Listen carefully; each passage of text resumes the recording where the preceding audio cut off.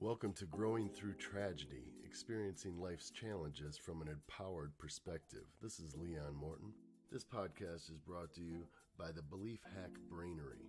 And this podcast is created to provide hope, potential insight, and resources for people that are struggling when life hits them in the face, when things catch them off guard, and when you go through a tragedy in your experience here on your journey. The podcast is going to start with my personal story of a very traumatic experience, an event that I went through, and had to kind of take my own medicine. As a personal development coach and speaker and trainer, I had all kinds of resources that I was real easy to espouse to other people going through struggles, but when it hit me square in the face, it was a very delicate and learned experience. I absolutely had to check my hubris at the door and really change my mindset into a position of observation, learning, and then action in some of the processes that I was familiar with and some that I was not, but able to help me have a different perspective as I went through this challenge, and ultimately to be able to come up with some very unique ways of approach, some coping skills that were very powerful, and processes of resources that I was able to reach out and embrace that really helped me in my struggle. I hope that this podcast becomes light for you and that it's an opportunity for you to maintain hope and to maintain a mindset that you can overcome and you will get through it, and that you have people around you. You have this resource for you that care, that love you, and want to see you succeed as you move through your journey.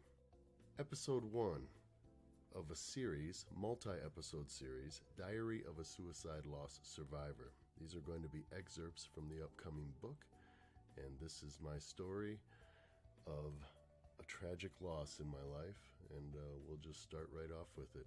Episode 1, I give you Diary of a Suicide Loss Survivor. I'd like to start with a warning. Some of the language is going to be explicit and most definitely graphic in detail. That is not with the intent of frustrating anybody, and this may not be for everybody in regards to emotional stability, but this is actually what went down, and I wanted to be able to just address early on the onset that there should be taken some caution there with who might be listening. I would also like to encourage you, if you are a suicide loss survivor, the reason I'm writing this is for 2 reasons. One is to potentially provide a perspective to some of those that have thought about suicide, but possibly haven't really thought the whole thing through in regards to the ripple effects and how broad it goes outside of that decision. I know that sounds cliche, but hopefully hearing it, a true story from someone's mouth, can bring a little bit more perspective and hopefully some different thoughts in that idea. And then if you are the loss survivor, I want to encourage you, you can get through this. I do understand how devastating and tragic it is. I understand the chaos of emotion. I understand the feelings that go all over the place like waves. The questions, the why, the how could this happen, all of those things, as difficult as they are. And I want to also encourage that you could potentially change your perspective and viewpoint to one that is in observing those dramatic emotional shifts and observing your emotions and observing your behavior, and just know that it's okay. There's no right in this space, and this is a tragic, tragic event. This is a very serious situation, and there is no right, but you will get through it. Again, seek professional care as soon as possible. There's no shame in getting help, and I hope that my story is an encouragement to you. I wanted to present this program personally, and so I didn't want to have any professional, some professional speaker or actor reading my notes and my diary notes because I don't want to lose in translation the nuances that can be lost between a text and actual conversation. So I want to make this as though it's a conversation with you, my friend. I apologize in advance if I get a little shook up at times or a little emotional. And you know what? Emotions are okay. When you go through something as difficult and as tragic as what a suicide loss is to a very close loved one, there is no right in that space, and emotions are emotions, and they're simply emotions, and they come and they go, and they come like waves. And it's been 4 years. I've been working on these notes and trying to compile them and to figure out how I wanted to get this out there to potentially help people. And even, I've been working on that for the last 2 years, and 4 years, it still affects me. It affects me every day. Some days are easier, obviously, than others, and obviously when you're in a place of focusing on the event, that really brings back all kinds of memories and powerful references, and it's quite frankly incredible. It's incredible. But anyway, with that said, let's get on to it. Diary of a Suicide Loss Survivor. September 14th, 2014. The day was beautiful. The sun was shining. We were in the Sonoran Desert, and it was a Sunday, one of our favorite days, as we would get on our football gear. My beautiful wife, Kristen, was a humongous cheesehead Packers fan, and so every Sunday morning there was excitement in the house, and she would get on and get her jersey on and be all jacked up to go, and we were going to go watch some football for the day. And it was a wonderful time for us. It was something we enjoyed doing together, and it was just a really fun thing. And so sure enough, we decided to go to a place here in town, and we lived in Phoenix at the time, and we were heading out to go out to this little burger joint that had a bunch of TVs, and it was a Packers place. So that's where we went, and my brother came along, and he was going to join us for the day. We were trying to convert him to be a Packers fan at the time, actually, and it worked reasonably well in hindsight. But so off we go. We're going to the bar, and we get our burgers and food, and we're there for the day. And we're watching all the games. We both played fantasy football, so had that going for us. And it was a really fun, busy kind of activity, and we just enjoyed it very much. As the day went on, my brother had started to offer some shots for us. So we all had a round of shots, and that was good. And then I noticed that Kristen started to talk to the bar owner. And that bar owner was just a conversation that they had going on. And I didn't recognize what they were even talking about at the time, but as it turns out, later in the day I found out he had just lost his significant other, his wife. And so she was in a place of trying to console him, and obviously there must have been quite a bit of emotion in that space. Well, the day went on, the games went on, we had more beers, and I think there was another round of shots. And as we ended up wrapping it up there, I don't even remember today if the Packers won or lost that day. That day ended up to be quite a blur for me. As we get back to the house, Chris was definitely a little bit buzzed up, and so I helped her get inside. And it's not like she was totally out of it, but you could tell that she was affected, and it was an odd thing. I noticed it being different, and I have notes of that in my diary, that something was a little different. And it might have been as we were driving home, and as she was talking with me, she had expressed the sadness that she had in her heart for the guy that she was talking with who owned the bar and had just lost his wife, and how sad that was, and it was an emotional moment. And so, anyway, we get home, and she jumps in the pool, and I jump in the pool with her, and we're just swimming, and then I'm like, okay, I'm going to get out and start making us some dinner, and I look at her, and she's pretty buzzed. Like, I mean, she's kind of out of it a little bit. And I'm like, honey, how messed up are you? You know, you okay? Why don't I get you out, and let's get you inside and, settle in a little bit. And so that was fine. We get out and go inside, and I get into the back bedroom there, our master bedroom, and she's just kind of laying on the bed, and so I'm like, well, are you tired? I'm going to make some dinner, but if you're tired, let's just get you, tucked in here. So you take a little nap. And so I kind of laid her down on the bed, and I went in to do the cooking, and I was getting dinner prepared. And as I did,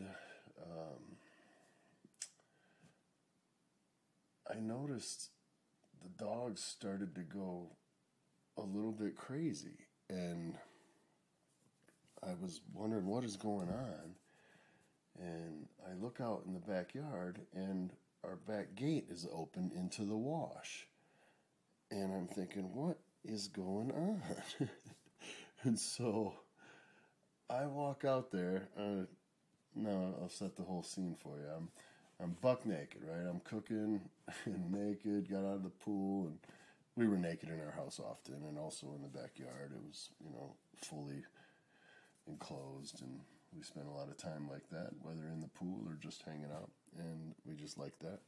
And so I'm walking back in there, and I'm going to the gate to close it, and thinking, who knows what's going on. Dogs were barking, and as I walk out, I see Kristen laying on the ground, and she's buck naked in the wash, and I'm like, honey, what are you doing out here? Come on, let me get you inside. And I reach down, and I put my arm under her head and my other arm under her legs, and I go to lift her up, and I look, and my whole entire arm is covered in blood. And then I instantly, aware, I'm looking, and I see a gun, and I see her phone open, and I hear noise on the phone, and I'm like, holy shit, no. And I get the phone, I hang up, and I call 911, and I'm talking to the lady on 911, and she's like, start CPR. And I'm like, she's still gurgling. She's breathing, gurgling, but I'm not going to start CPR. She's gurgling. Just get your ass here. Get here quickly. And I'm holding her, and she's just gasping and gurgling, and I'm crying out, no! God, no, please, no. I'm yelling for help, and at this point, my mind, it's so interesting when I say try to be from a place of observation. At this point, my mind is like, oh my God, the doors are locked. I've got this huge Great Dane, I got a little Mastiff, and I'm buck naked, and I got to go open the door. And sure enough, I hear the sirens coming, and they're coming. And so I'm like, well, fuck it. So I just run to the front door. And it must have been an incredible scene in hindsight to the cops, and the fire department. And in rush the guys, and I'm rushing them out back. Come on, please, hurry. And they get to her, and then they ask me to step aside and ultimately go put some pants on, and I get the dog situated, and everything then slowed down, like odd, like surreal, literally surreal in my mind. And I'm like, no fucking way is this happening. I can't believe this.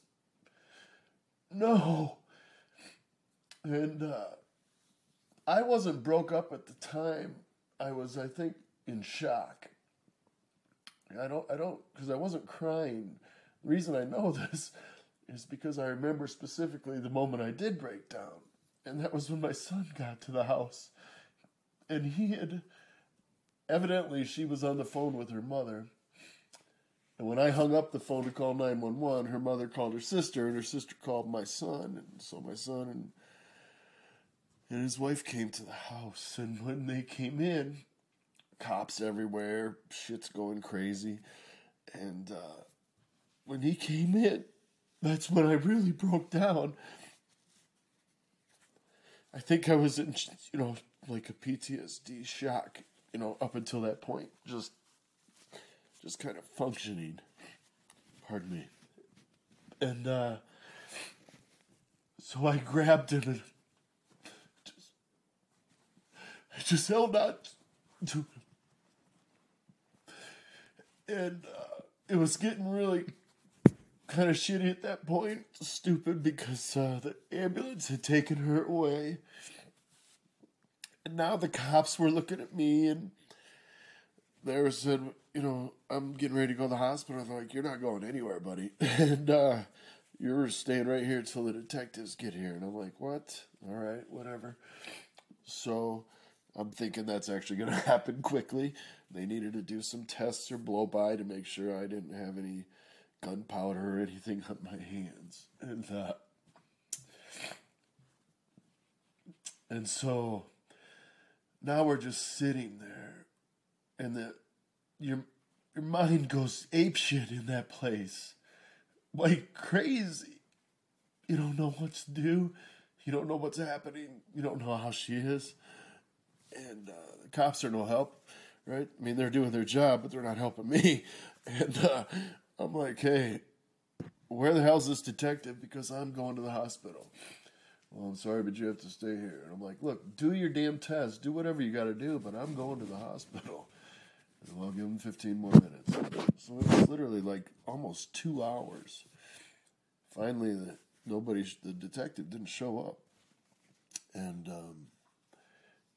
I looked at the cops, and I'm like, guys, I'm going to the hospital. And they're like, yeah, you're good, man. Because I had told them what had happened, and they went back in the bedroom, and ultimately, she had left a note, which I never did read. My brother, who was a former police officer, came, and he was there working with them, and he got the note, read it to me after the fact. It was barely legible.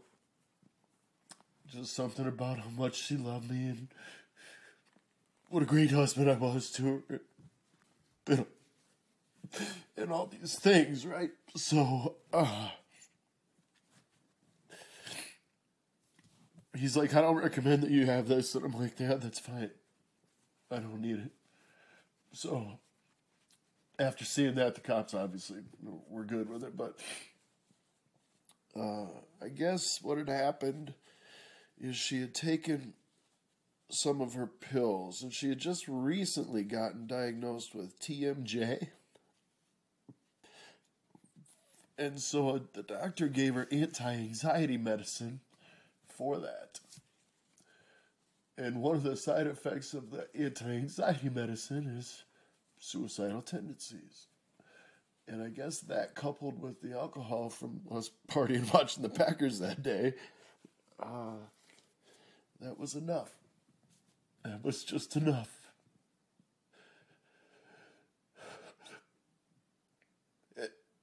And it only takes 1 second.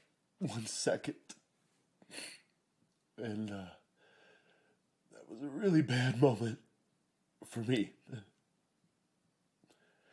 I learned after months of working with an incredible counselor that from her perspective, possibly at that time, that would have been a moment of possible relief. And we'll talk about all of that as we discuss all the amazing things I learned going through the counseling. But anyway, so then I'm off to the hospital. And I get to the hospital, and some close friends are already there. And family's starting to show up, and trying to get some information, what's going on, how's she doing, everything going to be fine, and everything was not going to be fine. They had already had her on a ventilator at that point, and then I had a video conference with a doctor that basically said that she's gone, and that they're keeping her basically alive on artificial support. And they wanted to know what I wanted to do about that. And so I made the decision to wait another day because her family, siblings, and that were in the adjacent state. And they were going to make the trip over, and I wanted to make sure that they had an opportunity to say their goodbyes and all of that. At that point, she was already gone for me. I think I went in the room twice, maybe. And after that, I didn't want to go back in. Her head was the size of a basketball. Didn't look anything like my beautiful baby. And so I chose to not continue and support that image. And so I let everybody else, do that and go in and say their goodbyes and do whatever they're going to do. But at that point, she was already gone from me. And my life changed in an instant from that moment. Thank you for listening to the first episode of this series, Diary of a Suicide Loss Survivor. This podcast is brought to you by the Belief Hack Brainery. In the upcoming episodes, you will learn specific mental strategies and specific tools to implement to help cope in a tragedy of this sort. Many of these techniques are able to be used in a broad variety of life's situations and challenges, and we encourage you to utilize them wherever you see fit, where it can be helpful to you. If you are in a current situation of emergency or tragedy or deep loss and you're struggling, we encourage you to get professional help right away. Growing through tragedy, experiencing life's challenges from an empowered perspective, brought to you by the Belief Hack Brainery, and we'll talk to you on the next episode.